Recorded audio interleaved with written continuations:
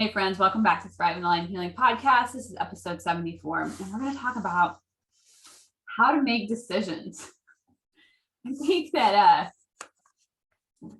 this podcast episode is like so funny to me because being an Enneagram 8 and a projector, right? Like I don't even think about making decisions. I just like make them, right? And my husband, who is Enneagram 9 and a Sagittarius, like it is painful to watch that process. And it can be over like, what restaurant do you want to eat at? So painful. So I think it's like a thing. I think decisions are hard for some people. Yeah, I agree. I probably am sort of that maybe that 50%, right? Like the majority of the decisions that I make kind of come easier. It's like, I know that I have to make them. And then there's some decisions that I don't have as much like excitement or passion about. And so those are a little bit, can be a little bit challenging to try and figure out, okay, which way do I want to go? Yeah. So I could, but I also agree that I do think that it is a common issue that people have trying to figure out how to move forward and make that decision. So and I think a lot of it is like this, it's the root cause, because we're always about the root cause. The root cause is kind of buried in those childhood coping mechanisms that we talked a while back ago, right? And one of those being perfectionism. I have people in my life that have a perfectionistic tendency, and decisions they almost defer from making decisions because they are terrified of making a wrong decision. Yes. And I think that paralyzes a lot of people. They're afraid to make the wrong decision. So it's just easier to basically delegate that responsibility to somebody else. Right. And I know there's also a tendency that they don't want to be wrong. Mm-hmm. So if I make the decision, then I'm accountable and I can be the one that's wrong and it'll be my fault. So if you make the decision, it's not my fault. That's on you, right? Yeah. It's easier. Right? Yeah, it's easier. You're not taking that responsibility. In the moment, it's easier, but I think it makes our life a lot more painful. Yeah. Because we feel powerless. I would say you don't have control of the situation anymore if you're giving that up to somebody else to make those decisions. Yeah. And then it just creates, I think, a very tense relationship when you're always, is relegating the right word? Oh, that's the right word. If you're like moving the responsibility of decisions off onto the other person, and then being the person that's like, I told you so, or blaming them when it doesn't go right? Yeah. Because then you feel powerless and resentful that they made this decision, and they feel resentful that you're the one always pointing fingers and saying like, you should have made that decision. I see. It becomes this sort of vicious cycle. Yeah. And it's like, from my perspective as being like a decision maker, it's exhausting to have to be the one that's making all of the decisions. Yeah. So like, how do we make decisions? And I like to teach my clients, like, you make a decision and you just like the reason why. That's it. It's like that simple. If you're going to make a decision, like, you just think about like, why am I deciding what I'm deciding? And do I like the reason why? And it doesn't even have to be I never say this word right. Altruistic. Yes, that word's so hard for me. It doesn't even have to be an altruistic reason. It could just be like, I want to make $1 million because I want to. I want to know what it feels like to have that in my bank account. That's it. Yeah. Not that I want to give it away, not that I want to help people. I just want to, but I like the reason why. Yeah. Like, because when we like the reason why, we can get behind that decision. And if it doesn't go right, it makes it so much easier for us to have our own back. Oh, I see. That's true. I mean, that makes sense. Because then you have, if you've got your own back, you've got your own support, right? Mm-hmm. Yeah. To make those decisions that feel right to you. Yeah. Right. And so then you don't have to worry about throwing yourself underneath the bus and being like, so dumb, I should have known better, blah, blah, blah. You're like, no. Like, I thought about it. I made the best decision I could with the information I had. I liked my reason why. It just didn't turn out the way I wanted it to. Yeah. Yeah. Moving on. I like that. I often, tell folks that, because I sometimes see folks on the other end of that, right? That they've made a decision and they're unhappy with it. And there's a lot of like regret, right? There's a lot of like regret or guilt around, we shouldn't have gotten that prescription, or we shouldn't have had that medical procedure, right? I mean, and people will say, oh, I wish I hadn't gotten that surgery or whatever. And I say, you know what? You made the best decision that you could at the time with the information you had, right? Yeah. And if you think about that, that's exactly what you're saying. Yeah. Is that if that decision made sense to you, and you liked that idea in the moment you're making that decision, that's a good decision. Right. Right. And like there is, and I don't know, like I right now in my coaching development, like there's something that like causes me to push away from these labels of good or bad. It's like, you just make a decision. And that's it. It's a decision. It either works the way you want to, or it doesn't work the way you want to, but it's a decision. And some decisions have like heavy consequences to them. Like, do you want so I think removing the good and bad, like, takes some pressure off. Like, it's a decision of thousands of decisions are you going to make. Think about the consequences of the decision or the outcomes of the decision. And if you are okay with it, or if you like it, then make the decision. Right. And like taking away, like I used to, when I was a black and white thinker before coaching, things felt very like lifetime commitment. And so these decisions felt so heavy, right? Like choosing the right college, choosing the right major, because this will impact the rest of your life. Right? Yeah. Getting married impacts the rest of your life. Like how all these decisions, like society's made them so weighted. Like they're very heavy, and like there's no changing it. And the older I get, the more I realize like it's all a lie. Yeah. Like I have yet to find a decision that I'm stuck with for the rest of my life. Most of the time it can be, I can pivot and make a different decision, or just the consequences eventually, like end. Right? Like first marriage, not a great marriage. Divorce. It ends that. I move on. Yeah. Right? Yeah. So. I think that weightedness, right, that we create, or that society has created on these decisions, can make it very overwhelming for folks, right? Instead of recognizing, okay, it feels this heavy, it feels this weighted, but why? Like, why does it feel that? And do I have the opportunity to change it? Yeah.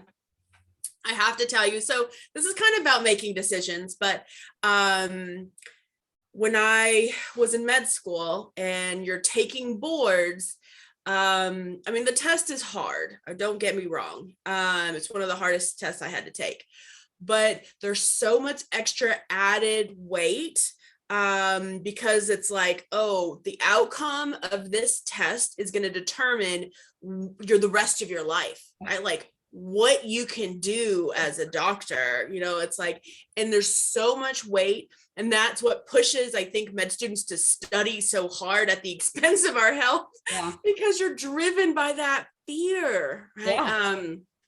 But in the long run, it's just a test, right? I mean, yeah, it's just a test. It's just a standardized test like anything else. But I I have to say the first time I took boards, I was overwhelmed with anxiety. Oh yeah, To the sure. point where I was sick, and it translated into test anxiety, because it was this, it didn't matter what I knew, right? What was more in the forefront, and the more, like what felt like mattered more was how I do well. Right. So that superseded what I actually knew and the knowledge I had.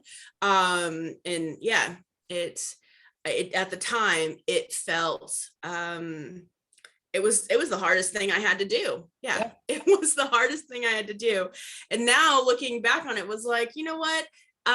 It did influence, what sort of the decisions that I made, but it was not the end of the world. Like they made it feel like when we were in that situation. Yeah. And it's funny because it's like I worked in higher ed for such a long time, and I think that's what helped my perspective of like, this crap doesn't matter. It's like, you know what, worst case scenario, you'd have failed your boards. Yeah. You know what you would have done? You'd have got the checkbook out, you'd have wrote another check to pay for that test, and you'd have took it over again. Yeah. Right? Yeah, exactly. So it's like, does it really like determine the outcome of your life? No. It just means I have to pay some more money to take this test again. Right. Yeah. Which, isn't the end of the world. Right? Yeah. We can find money to make something like that happen. Yeah. But yeah, so recognizing that weighted feeling around our decisions, I think it's helpful to see that, say, okay, where does that come from, and is this really, this decision really going to affect the rest of my life? Yeah. And sometimes I think practice, right? It kind of like, if you practice making those decisions, it helps to kind of get a little bit more confident in making those decisions, right? Even if you're starting out with like where to eat, what restaurant to eat at, you're kind of like that, priming that pump of like, oh, you know what, that wasn't too bad of a decision, and then you can use that. And I think another one of those childhood shields is people pleasing. So then that interferes with our ability to make decisions, because we're like, I don't want to make this decision and hurt other people. Yes. Or inconvenience other people, or blah, blah, blah, other people. Right. As if our decisions, I want to say, like, we think that it impacts other people, and it does. Like, I can't say that they don't. Right. But to some degree, they don't impact other people as big as we think they do. True. Right. Because my husband can make a decision. Like, let's just use food. We'll stay neutral. Like, okay, Kim, I want to go eat at Chipotle. Awesome. I don't like Chipotle. So you know what I'm going to do? Great. We're going to go to Chipotle. Then you're going to drive my ass over here so I can go get the food I want. Yeah. Right. And so I just think that we have to be conscious of like, am I trying to make other people happy by making this decision? And if I'm doing that, then I have to be okay with the consequences of this decision and not be bitter, resentful, passive aggressive. Okay. I have to own the fact that I made this decision for the other humans and be good with it. Or B, if I make this, or am I going to make this decision for me and let the other humans be okay with it? True. Yeah. I think so. This one rings a little bit truer for me because I do have a history of being a people pleaser, and a different perspective. And I don't have this perspective as much now, but I used to think when I would make decisions, I was not making decisions for me, right? Because that felt selfish. So I wanted to make decisions for loved ones. And in my mind, it was kind of as if I'm showing you how much I care about you because I'm making a decision that includes you. And how in the world would I ever know? You don't, right? So I was making decisions with, and then this is the way that I describe it now is in my mind is I was making decisions with strings attached, right? Yeah. Like those decisions I was making. So like if it was, to go to a restaurant, I'm like, oh, I know, that my husband likes this restaurant. So I'm going to choose, this restaurant because I know that he likes it. He doesn't care where we eat. So then that message that you're trying to convey, like, I'm thinking about you, I love you, is not even being received. No, it's not. Yeah. And then that's me putting more energy, right? Mm-hmm. And mental energy and emotional energy into that decision when I could have been reserving that, right? Yeah, for myself to make that decision that felt better to me than like thinking of all my options, like, so I want to go and have a salad for dinner and I know that he likes pizza. So I'm going to pick a pizza place instead of a healthier place because I can't eat pizza. So. Right. And so you can see like this is a beautiful example of how, because I have a lot of clients that I teach, like people pleasing is manipulation. And I get pushback. They're like, how is this manipulation? And I want to use your example of you making this decision. You choose this restaurant for him, right? Right. And even though you're not consciously doing this, when he's like, this is not that great, blah, blah, blah, you're getting frustrated. You're like, I picked that for you. I didn't even want to eat there. And I picked that for you. You didn't tell me thank you. You didn't pick a restaurant that I would like the next time, right? And so it creates all this underlying like resentment and passive aggressiveness in some people that's like kind of on you for trying to manipulate me in a way of like, if I pick something that you like, you'll show me love back and you'll return the favor for me. And I have no idea that this is even going on. I just thought you wanted to eat at Pizza Hut. Exactly. Yeah. That's exactly what happens. And I don't know that maybe people aren't conscious of that, right? Like I wasn't for a really long time. Mm-hmm. And that's when I realized, oh, you know what? That's those strings attached, right? Like I'm expecting something from this decision because I made it not for me, but I made the decision to involve, a loved one or somebody else because I thought it would make them happy, right? And it's like, there are other things that I do in my life to make people happy on purpose. Or if you want to make me happy, why don't you just ask me? Yeah. Be part of that decision-making process instead of trying to take it upon myself to, make a decision that I think that you would like. Yeah. And no wonder it gets so hard to make decisions then. Because like how in the world can you read my brain? So you're just trying to guess in the dark of what will make me happy. And like, I feel like that would be so hard. It is hard. It is hard. Yeah. It takes a lot of energy and it weighs down people. And so, being able to recognize that and say, you know what, I am choosing to reserve my energy and my decision making for the things that make me feel better, right? So then they become a little bit more neutral, but it's also if you don't have those strings attached, then you don't have this like, I'm waiting for this outcome, right, to come up in the future for a decision I made a week ago. Yes. And it's like you've got all these attachments. Yes. To things going on. Yes. Which doesn't feel good to you, and it doesn't feel good to me. Right. Yeah. Yeah. Yeah. I've been there. Spoken from experience. Yeah.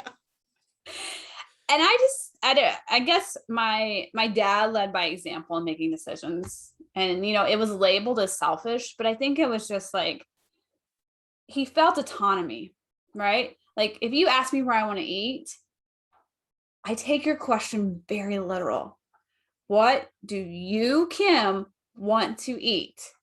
Here, these are the places I want to eat at. You ask me what I wanted, I'm going to tell you. Right?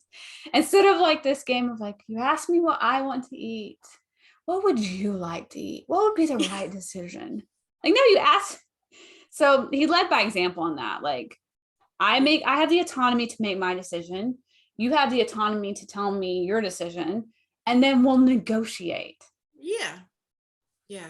I think that when we use as an example, right, for our decision making, that it is much more neutral, right? And then it gives both parties, if there are two parties involved in that decision, an opportunity to speak and to be heard, right? Instead of you as a decision maker trying to assume, what you think would be the right decision. Yes. Right. Yeah. If it's something that involves other people, because we can't read each other's mind. No. Sometimes people would like to think that we can, but the majority of us can't. And I think that's what also I just saw this thought come by that when people like, I ask you like, Carmen, like, what's your favorite, I don't know, color? And then you'll tell me and I'll be like, I will doubt you. Are you sure? Is that what you really want? Like, are you telling me the truth? Like, we don't trust them when we ask someone their thoughts or their decision and we don't trust them. And I know now that's never has anything to do with the other human. Yeah. It always has to do with us. It's because we don't trust ourselves. So when someone asks us, we're not being authentic and honest. We're trying to guess what would make them happy. Right. Yeah. They're like, oh, I'm second guessing. Are you just telling me that because that you think that's what I want to hear? Because that's what I do to you. Yes. Yeah. Yeah. I have seen that.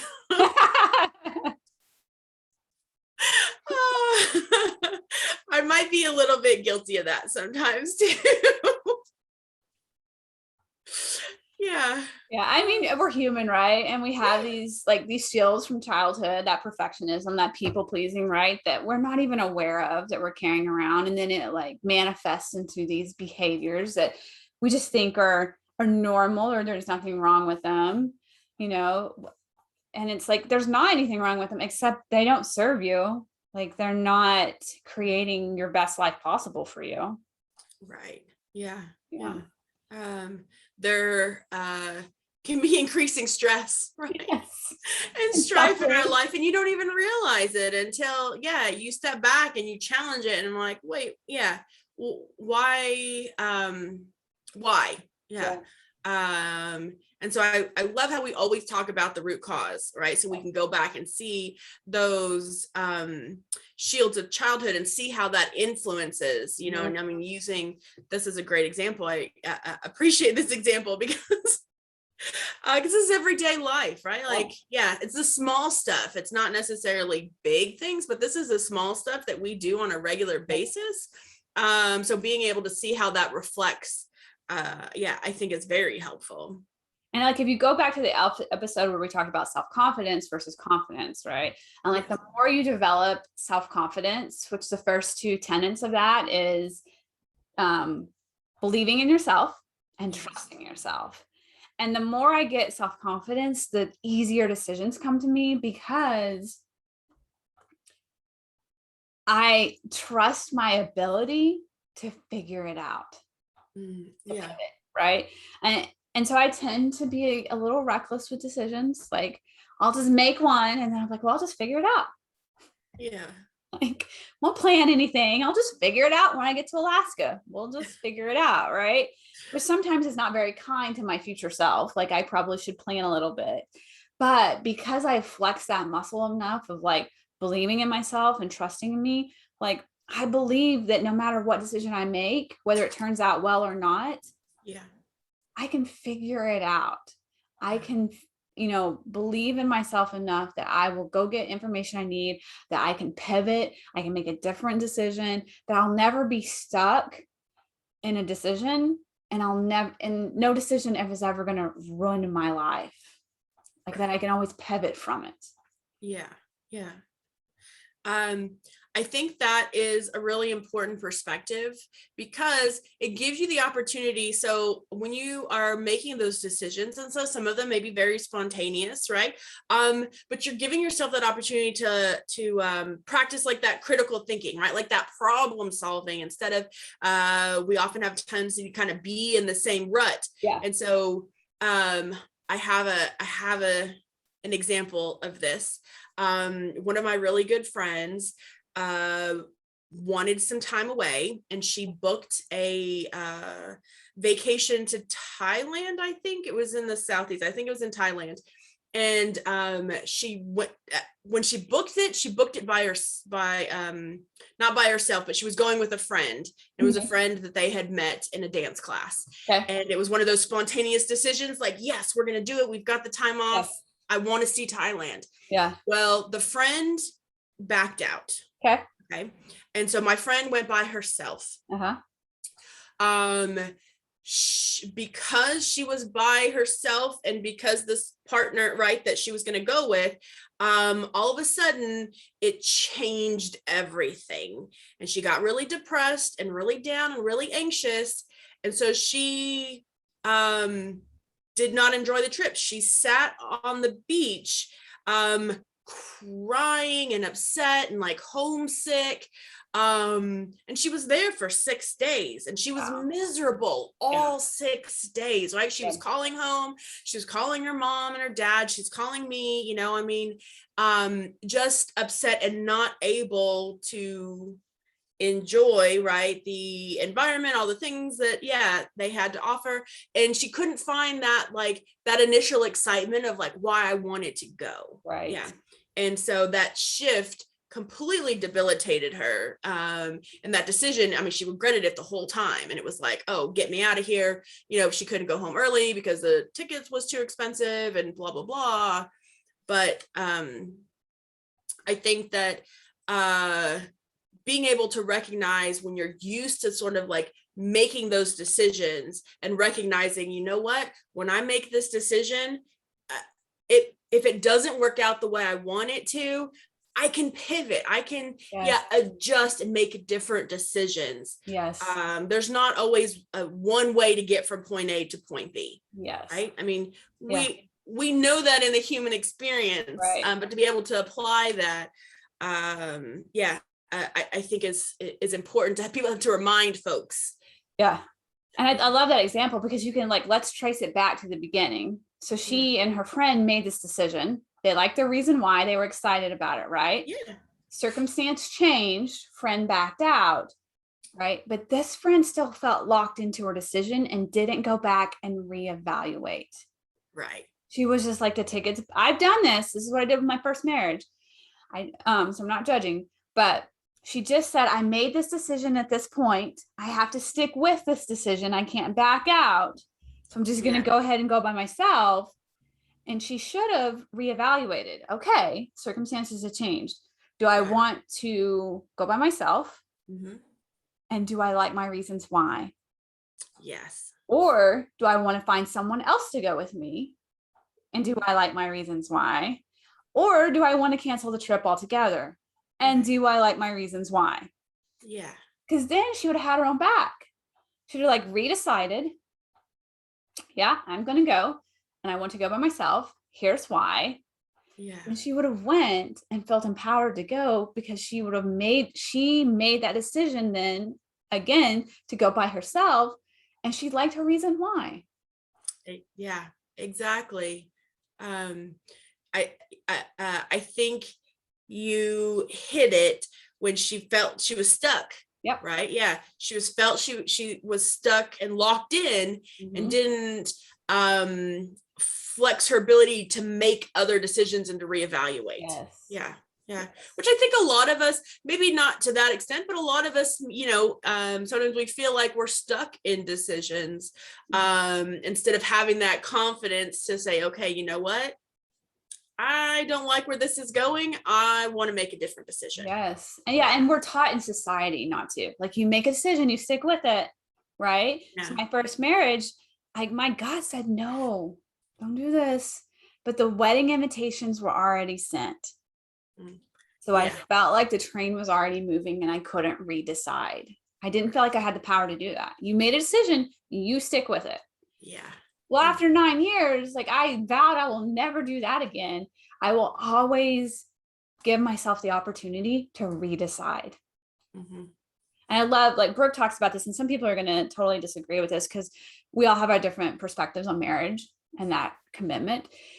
But Brooke talks about like redeciding, like looking at your marriage every once in a while and redeciding, do I want to be married to you still? Yeah. Which I know is like, it's a little controversial, right? Because we like the idea of like these long-term commitments, but when we can give ourselves a permission to like, at any point, you get to redecide, but you just got to like your reasons why. Right. Well, I think if you're in a relationship and in a marriage and you're being honest with your partner, right? Like, because if you're redeciding, you're being honest with yourself, right? Yes.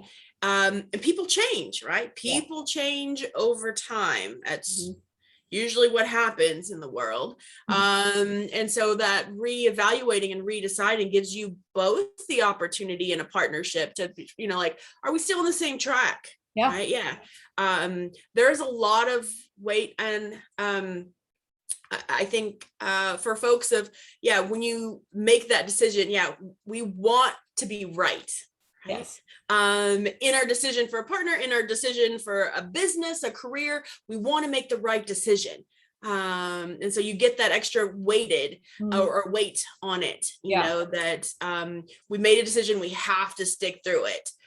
Even if it's like to prove that we were right and we made the right decision. Right. Which you were right. And you did make the right decision. Yeah. At that moment in time. Exactly. Right. But we all know situations, circumstances constantly change.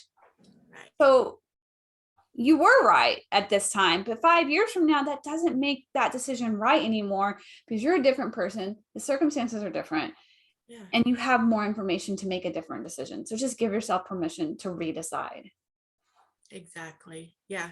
I think sometimes that's why, folks get like, they feel like they're stuck. Yeah. In relationships, in marriages, even in careers, in jobs, because they aren't reevaluating, right? Yeah. They're not being honest with themselves or with those around them to say, you know what, this, I want to change the situation, right? And changing that situation may be reevaluating, talking to those people involved, right? Talking to those partners, to those bosses, and trying to figure out, what's gonna work, what's gonna fit, and whether that means you need to dissolve that relationship or work on, right, something that meets your expectations and what you want out of that partnership. Yeah.